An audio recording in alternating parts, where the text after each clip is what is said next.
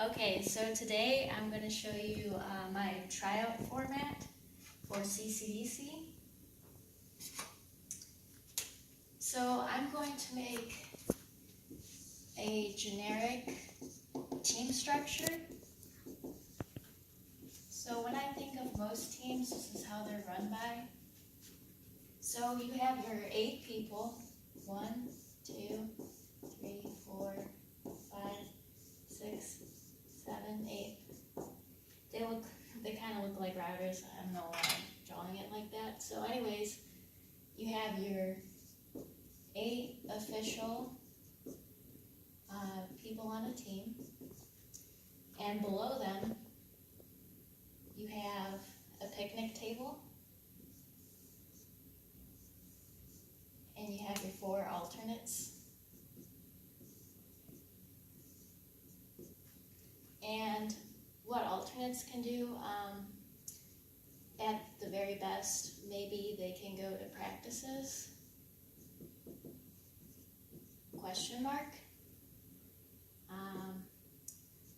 Their name is on paper, and they don't get to do any competition, so no competitions for them. So we're going to draw a little wall here. So the best alternates get, is maybe they get to go to practices. And over here on the right-hand side, we have something called everyone else.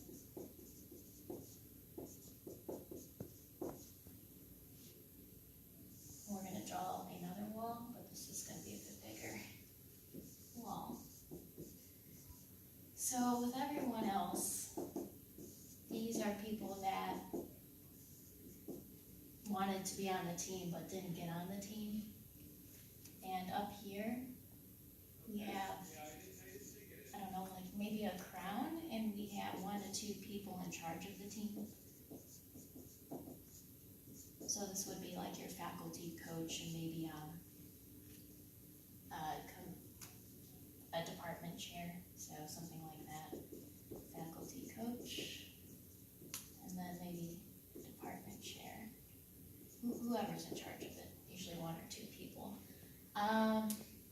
So here's the generic team structure.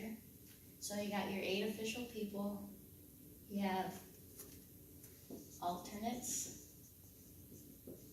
and then you have everyone else. So what happens on a usual team is something called grandfathering.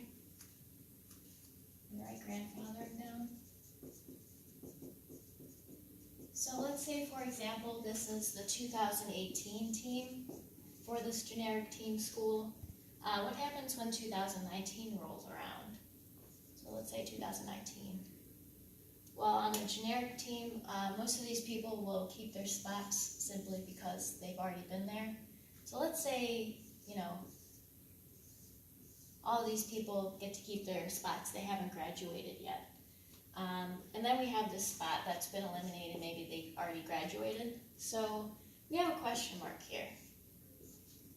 We're not sure about the criteria of how to get this spot. There's no paperwork, nothing defined. These people are confused on how to get here.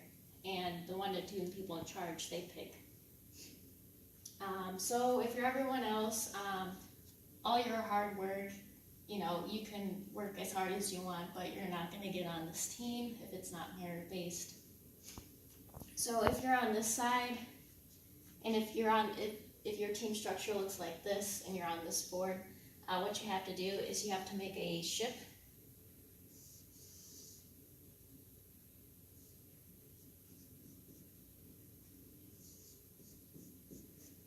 And you have to abandon this college or university and go somewhere else if you want to do CCDC. So we're going to erase all of this board, and we're going to go over my idea of how I will run a team.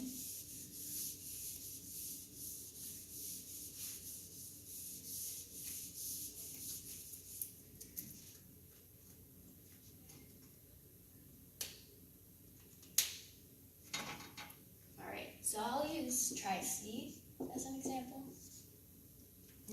let's say it's 2018, and again, we have our 8 people.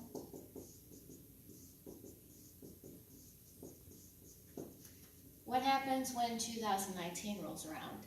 So I'm going to define my method. It's called merit-based open admission.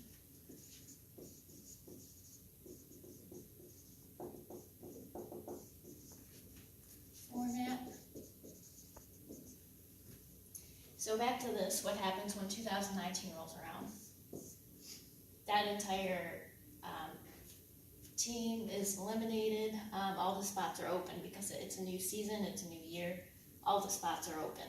So no one gets to keep their spot. If they want the spot, they're going to have to try out again. So instead of walls, now we have everyone else. And now there are no walls. Everyone's, treated the same. Everyone has a chance to get on the team. There are 8 spots open every year. All right, so we have some people. Now they all have a chance to get on the team. An open admission means that anyone has a chance. Anyone can try out. All right. So we covered the open admission part. Now, what about merit-based? How are we going to decide who gets on the team and who doesn't? So, I have different categories of how I set this up. We have the team captain position. We have Linux admin ×2. This is ×1. We have the Windows admin ×2. We have the web admin ×1, 4, 5, 6, 7. And then we have a new position, it's called Splunk admin or auditor.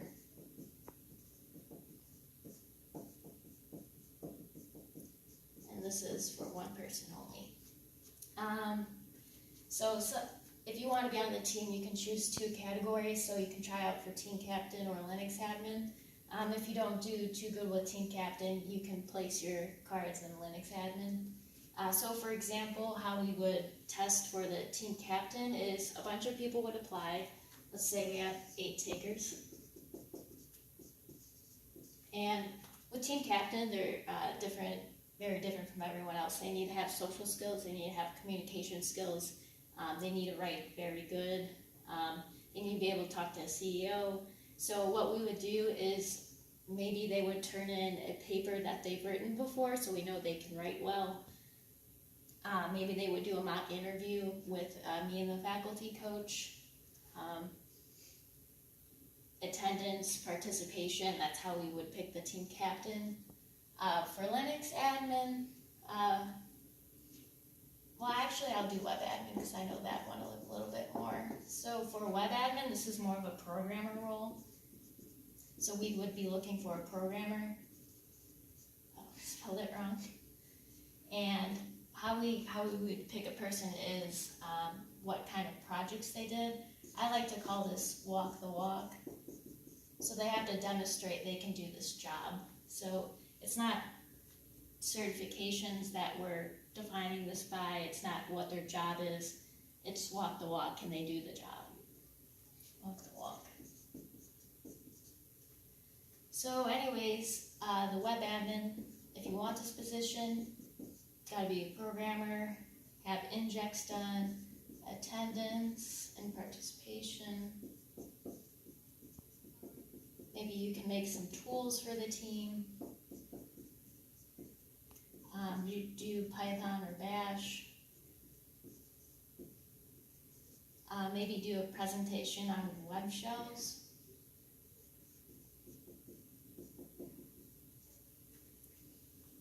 So here's all the things that you can do in order to secure your web admin spot.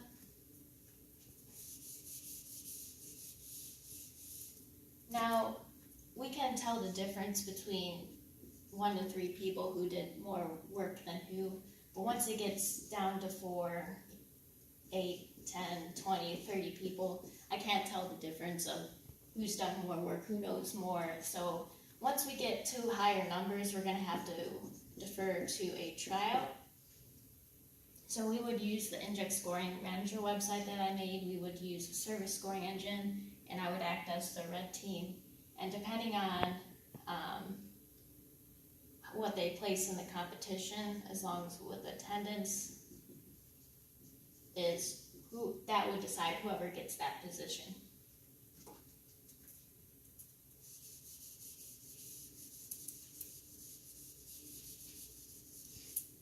All right, so let me think about some devil advocate questions. You might be thinking, well, what about sociability? And I think that's just sort of like a force field for the regular 8 people. They like to use social ability, whatever excuse you have here. For the social part, I just have like a few rules. If you break them, then you're off the team. So you can't be sabotaging the team, you can't be giving ultimatums.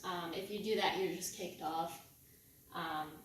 For example, if you're the firewall admin and if you're blocking people from the internet, if you're not responding to the team captain, then you would get kicked off the team. So that's the social part that I have in place. And this is all that I can think of to present. Okay.